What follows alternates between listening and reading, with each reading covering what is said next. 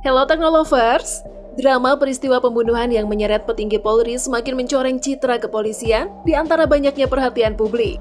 Padahal institusi kepolisian pernah dikenal dengan sosok teladan yang sampai saat ini selalu dikenang oleh zaman, yakni sosok Hugeng Iman Santoso. Di tengah caruk-maruknya pemberitaan polisi, siapa yang tidak merindukan mantan polisi yang jujur itu?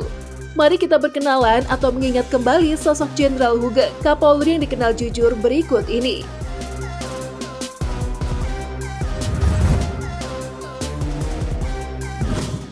Jujur, berani, dan sederhana merupakan tokoh yang dapat menggambarkan karakter Hugeng Iman Santoso, Kapolri kelima, yang menjadi tokoh utama kepolisian pada masa peralihan dari Orde Lama ke Orde Baru dari tahun 1968 hingga 1971.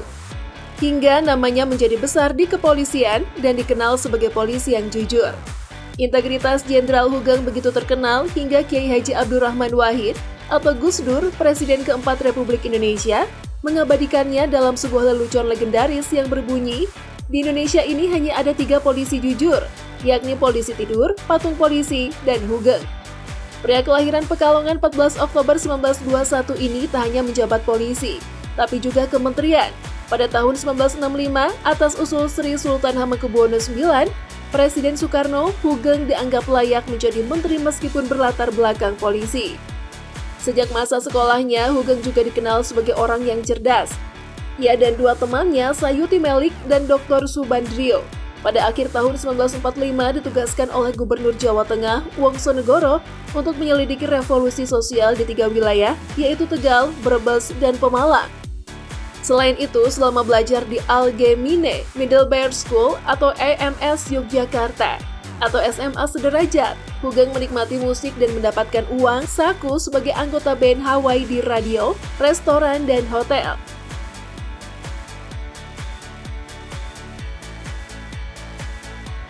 Berada di puncak kepolisian nasional, Hugeng tidak lebih santai dan dia duduk atau pergi ke kantornya kapanpun dia mau. Sejak menjabat sebagai komisaris polisi, ia selalu lebih awal datang ke kantor daripada bawahan-bawahannya. Pengangkatan Hugeng sebagai Kapolri membuat Hugeng lebih semangat dan lebih bertanggung jawab dalam menjalankan tugasnya. Hugeng mengambil rute yang berbeda saat ke kantor setiap pagi. Tujuannya tidak hanya untuk mendapatkan gambaran yang lebih lengkap tentang kehidupan sehari-hari, tetapi juga untuk mengujinya secara tidak langsung dalam pekerjaan kepolisian. Selain berangkat lebih awal, Hugeng juga pulang larut malam. Biasanya setelah jam 2 siang ketika sebagian besar eksekutif lain telah meninggalkan kantor, barulah Hugeng pulang. Pada hari-hari di mana ada aksi demonstrasi, Hugeng menyempatkan diri mengunjungi dan jalan-jalan di pusat-pusat massa untuk mengawasi dan memastikan berfungsinya misi dan fungsi polisi di masyarakat. Menurut Hugeng, polisi adalah polisi, kepentingan sosial dan status sosial seorang perwira polisi sama dengan Kapolri. Keduanya memiliki pekerjaan dan tanggung jawab yang besar. Makanya kemudian Hugeng tidak segan-segan mengambil posisi teknis seorang polisi yang kebetulan sedang keluar atau tidak hadir. Biasanya jika menjadi seorang panglima polisi pasti akan diberikan fasilitas VIP, bahkan keamanan yang ketat di kediaman seorang jenderal. Hugeng tidak menggunakan hak istimewa itu.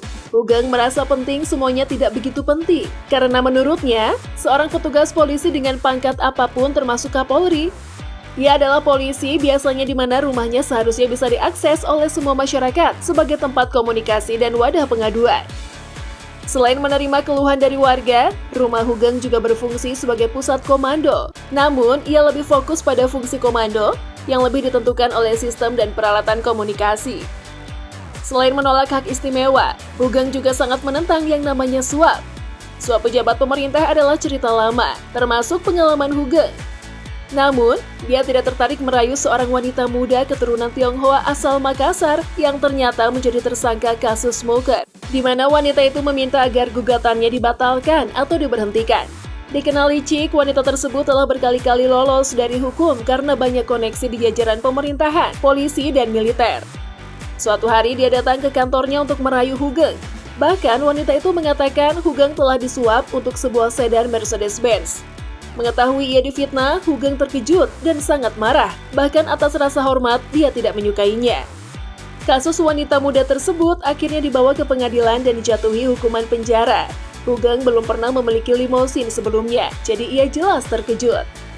Selanjutnya, dari segi maraknya aparat penegak hukum yang menjadikan jabatan mereka sebagai perlindungan diri jika mereka melakukan hal-hal yang moralitas atau kegiatan ilegal lainnya. Biasanya tidak pernah diusut oleh polisi karena sesama polisi, namun tidak berlaku dengan Hugeng. Dia bertindak sesuai dengan tugas dan tanggung jawabnya sebagai seorang polisi, bahkan mengungkap penyakit-penyakit yang bersarang di kepolisian selama ini seperti perjudian, korup, suap, dan lain-lain. Singkat cerita, pada tahun 1955, Kompol Hugeng diperintahkan untuk dipindahkan ke Polda Sumut. Dari penyelundupan rokok hingga perjudian dan korupsi, pekerjaan berat menantinya ketika kejahatan itu tersebar luas. Inilah ujian karir Hugeng dipertaruhkan di kepolisian sampai ia dikenal jujur, berani, dan anti korupsi. Pada tahun 1956, Hugeng diangkat menjadi Kepala Bareskrim Polda Sumatera Utara. Saat Hugeng mendarat di Pelabuhan Belawan, seorang utusan bandar mendekatinya.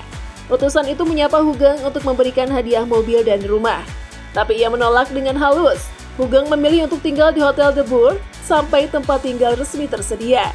Beberapa bulan kemudian, Hugeng terkejut ketika kediaman resminya di Jalan Levi sudah siap untuk ditempati. Dan kediaman resminya penuh dengan perabotan mewah. Barang itu lagi-lagi ternyata hadiah dari Bandar Taruhan. Utusan yang bertemu Hugeng di Pelabuhan Belawan telah kembali. Namun, Hugeng malah meminta agar barang-barang mewah itu dikeluarkan dari kediaman dinasnya. Utusan itu tidak memindahkan kemewahan sampai waktu yang ditentukan. Singkatnya, pria itu akhirnya ditangkap dalam perjalanan ke Singapura. Seorang wanita muda melaporkan sebelumnya. Banyak insiden serius lainnya yang terjadi selama kepemimpinan Hugeng. Kasus-kasus terkenal termasuk pemerkosaan Sum Kuning yang diduga melibatkan putra polisi dan penyelundup Robi Cahyadi, dan kematian mahasiswa ITB, Rein Conrad, di tangan seorang taruna polisi, dan seterusnya. Hugeng digambarkan bertekad menyelesaikan kasus tersebut, namun dalam tulisan Asfi Warman Adam, kegigihannya diberhentikan oleh Soeharto sebagai Kapolri. Bahkan buku Soehartono Hugeng, Polisi dan Menteri Teladan yang terbit pada tahun 2013, menyatakan bahwa Hugeng bermaksud melaporkan kepada Presiden Soeharto tentang penangkapan Robi Cahyadi. Namun Hugeng terkejut mengetahui bahwa orang yang akan ditangkap sudah berada di rumah Soeharto, Jalan Cendana. Soeharto kemudian menggantikan Hugeng dengan alasan polisi butuh penyegaran. Faktanya, Hugeng berusia 49 tahun pada saat ia diberhentikan. Sedangkan Jenderal Muhammad Hasan yang diangkat sebagai Kapolri oleh Soeharto saat itu berusia 53 tahun. Hugeng Iman Santoso telah menerima banyak penghargaan nasional dan internasional atas semua kontribusinya untuk negara. Di antaranya, Bintang Mahaputra Utama dan Bintang Bayangkara Utama, dan masih banyak lagi. Pada tahun 2015, Hugeng mendapatkan rekor muri sebagai polisi paling jujur sedunia, yang diterima oleh istrinya, Meriati Ruslani.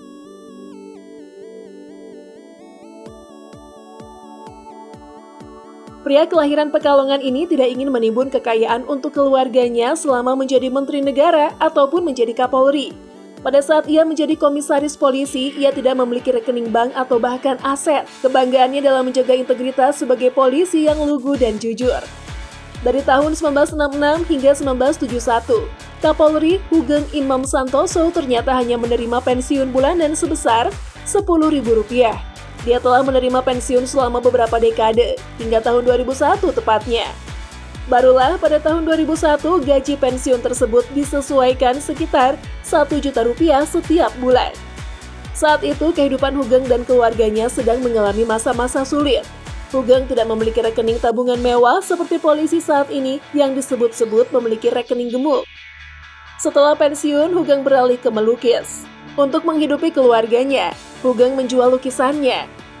Saat bertugas di kepolisian, ia menentang menerima hadiah dari orang-orang. Ia juga mengembalikan semua barang yang ia gunakan selama menjabat sebagai komisaris polisi. Kisah ini dimuat dalam buku Hugeng, Polisi dan Menteri Teladan, karya wartawan Kompas Soehartono. Hugeng kemudian menutup usianya pada tahun 2004 dan dimakamkan di Taman Pemakaman Bukan Umum atau TPBU, Giritama, Kabupaten Bogor di Jawa Barat.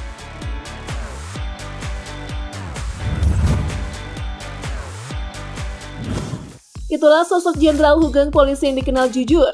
Tentu saja semua orang berharap masih ada Hugeng-Hugeng lainnya di tubuh institusi kepolisian hari ini. Semoga informasi tadi bermanfaat dan jangan lupa like, komen, dan subscribe. Sampai jumpa.